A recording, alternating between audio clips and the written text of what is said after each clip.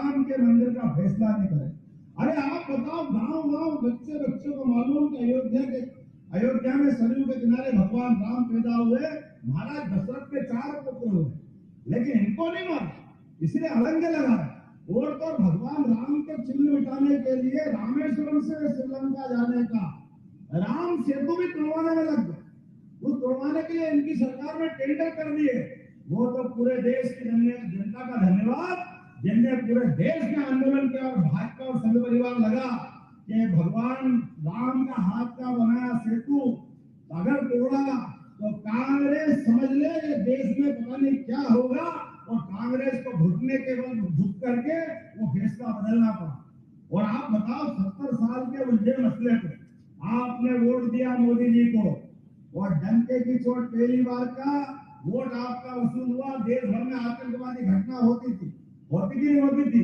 कभी बंबई में, कभी दिल्ली में, कभी इंदौर में कहां बम टूटते थे।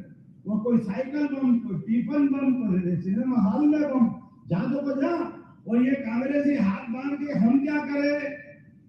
पाकिस्तान मानता ही नहीं है, पाकिस्तान से बात करेंगे। अरे पाकिस्तान से बात करो, पाकिस्तान मान जाए। अरे गांव वालों से पूछो, लात के भूत बातों से मानते हैं क्या? ये लातों के भूत से बातों से मानेंगे? ये 70 साल तक उनसे बात ही करते रहिए।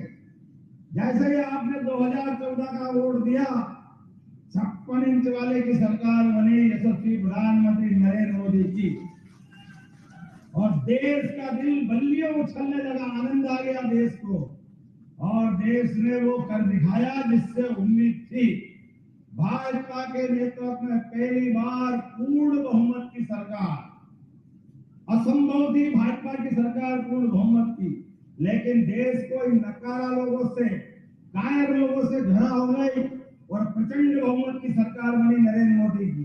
जोरदार अभिनंदन करो, नरेंद्र मोदी ने सरकार बना करके देश का विश्वास हासिल किया और लोकतंत्र को गौरवान्वित किया। पहले दिन संसद के पहले चुनाव पर जाकर के दुनिया के सबसे बड़े लोकतंत्र का सिर नवा के सम्मान किया। और उस दिन का दिन है, आगे गलती से पाकिस्तान भूल गया कि इस देश में आतंकवादी घटना बंद करना पड़ेगी, आतंकवादी अड्डे बंद करना चाहिए। पाकिस्तान ने जारी रखे और उनने भूल से वो काम कर दिया जिसको बाद में मालूम पड़ा कि ये क्या हुआ। बालाकोट के अंदर हमारे 100वें सैनिकों पे आक्रमण हो गया, 40 सैनिक मारे गए, और जैसे ही घटना घटी, नरेंद्र मोदी ने कहा सब देश के सामने आकर के कि पाकिस्तान ने बहुत बड़ी गलती और पाकिस्तान को उसकी कीमत चुकानी पड़ेगी। और 10 दिन का भी समय नहीं हुआ, पाकिस्तान को घर में घुस के मारने का काम कर किसी ने किया, आतंकवादियों को माने नरेंद्र मोदी की सरकार में। यह होता है अपना हिसाब किताब चूकता। दुश्मन हमारे घर में मार जाए तो हम उसके घर में क्यों नहीं मार सकते? मारना चाहिए कि नहीं मारना चाहिए?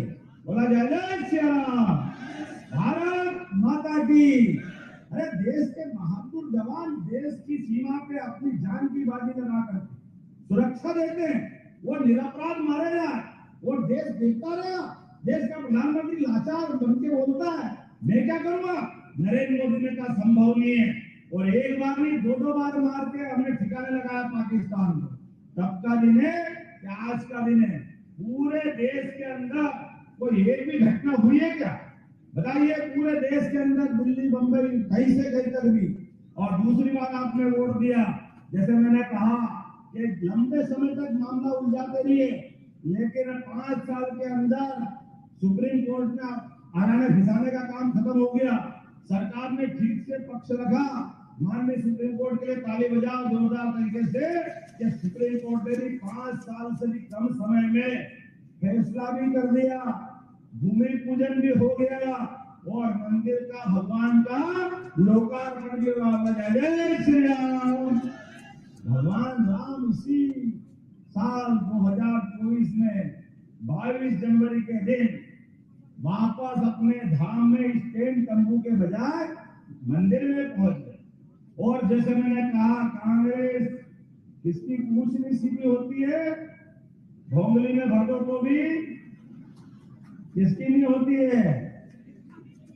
ये ऐसी कैसी कांग्रेस ना 75 साल पहले सुधरी, जब भगवान सोमनाथ के मंदिर का लोकार्पण हुआ तब भी उनने मना करा, नेहरू ने, नहीं जाऊंगा, ये गलत है, ये अभी भी वही टेढ़ी पूछ वाले। फिर कांग्रेस ने कहा हम नहीं जाएंगे, हमको नहीं मानना, क्या फायदा है, मंदिर क्यों बनना चाहिए। अच्छा भैया, भगवान का मंदिर का कोर्ट ने फैसला कर दिया, भूमि पूजन हो गया तो कांग्रेस नहीं गई, सुप्रीम कोर्ट के फैसले का स्वागत नहीं करा, भगवान राम मंदिर के धाम में बैठ गए, लेकिन तब भी मना करके निमंत्रण ठुकराना है। कोई बात नहीं, ये जनता जनार्दन फैसला करेगी। आपने भगवान राम का निमंत्रण ठुकराया, अब 13 मई के दिन हम इनको